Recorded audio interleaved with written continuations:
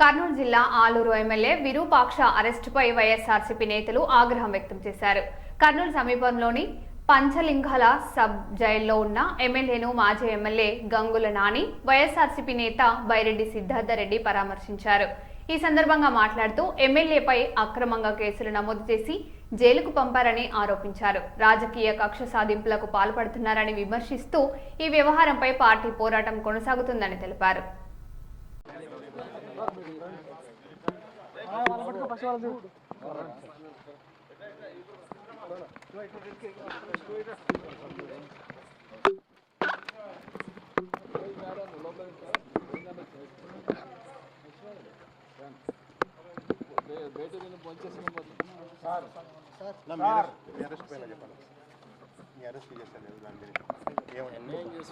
అన్యాయంగా అరెస్ట్ చేసిన ఏమై చేసిన అన్యాయంగా అక్రమ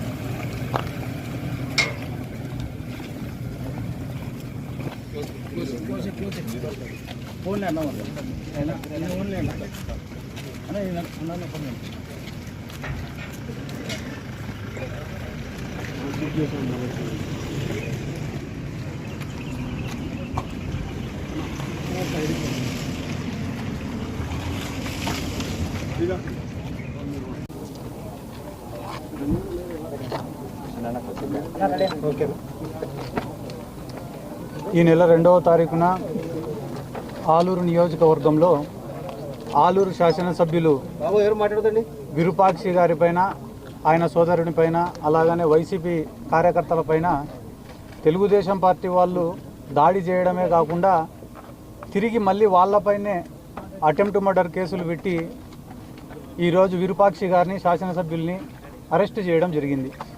ఇందులో భాగంగా ఈరోజు ఆయనను కలిసి ఆయనకు మేమంతా వైఎస్ఆర్ కాంగ్రెస్ పార్టీ తరఫున, యువజన విభాగం తరఫున మేమున్నామని చెప్పి ఆయనకు ధైర్యం చెప్పడానికే ఈరోజు వచ్చి విరూపాక్షి గారిని కలవడం జరిగింది.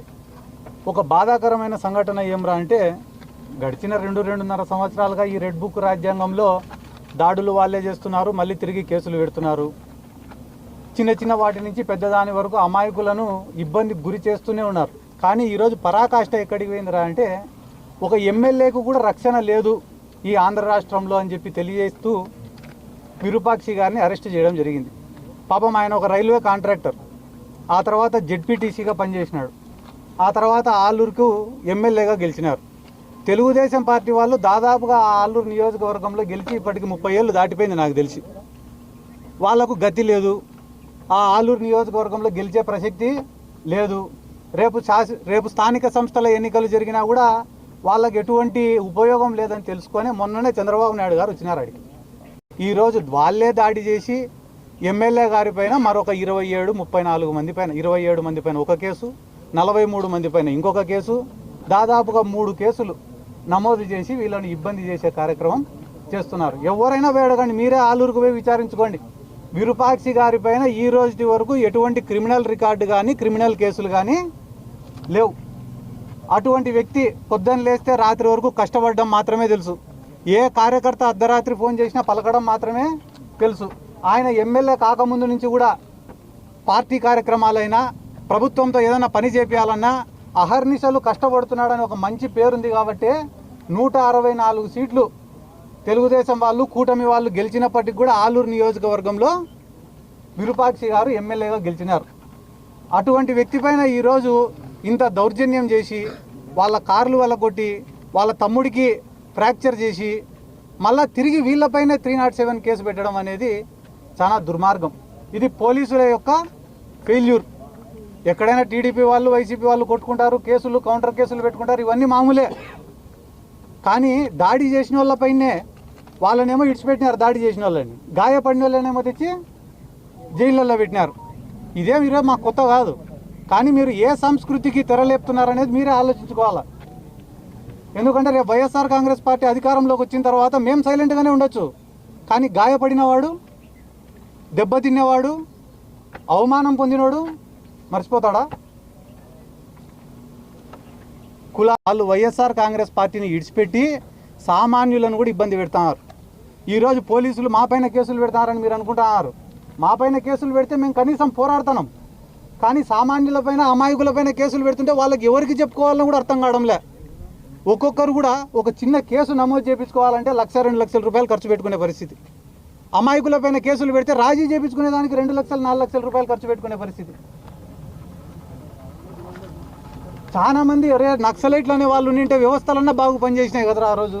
వాళ్ళు లేకుంటే కానీ ఈరోజు మన సమస్యలు ఎవరికి చెప్పుకోవాలని కూడా తెలియక ఆత్మహత్యలు చేసుకునే పరిస్థితులు ఉన్నాయి కదరా అని అనుకుంటున్నారు. ఇటువంటి అన్యాయాలన్నింటినీ ఎదుర్కోవడానికి సిద్ధంగా ఉండం. ఖచ్చితంగా రానున్న రోజులలో నేను చెప్పే మాట కాదు, ఎవరెవరైతే నిలుగుతున్నారో వాళ్ళకందరికీ చెప్తానా, 2 ఏళ్ళు మీ ఇష్టం. ఇంకా ఎన్ని కేసులు పెట్టుకుంటారో, ఎన్ని దాడులు చేసుకుంటారో 2 ఏళ్ళు చేసుకోండి. కానీ అన్యాయంగా టీడీపీ వాళ్ళకన్నా ముఖ్యంగా అన్యాయంగా కేసులు పెట్టిన ఆఫీసర్లను మాత్రం, వైఎస్ఆర్ కాంగ్రెస్ పార్టీ కార్యకర్తలను, సామాన్య ప్రజలను ఎవరైతే అవమానపరుస్తున్నారో, అసభ్య పదజాలంతో మాట్లాడుతున్నారో, స్టేషన్కు పోవాలంటే కూడా భయానకరమైన వాతావరణాన్ని మీరు సృష్టిస్తున్నారు. అటువంటి అధికారులకు చాలా సూటిగా స్పష్టంగా చెప్తున్నాం, మీరు ఖచ్చితంగా ఎంక్వైరీలు ఫేస్ చేయాల్సిందే. ఏ రకంగా అయితే ఈరోజు మేము కేసులు అనుభవిస్తున్నామో, మీ పైన సస్పెన్షన్లు, ట్రాన్స్ఫర్లు అని అనుకుంటారేమో, అది కానే కాదు. మీరు కూడా ఖచ్చితంగా కేసులు ఫేస్ చేయాల్సిందే, ఈ జైలును చూడాల్సిందే అని కూడా ఈ సందర్భంగా తెలియజేసుకుంటూ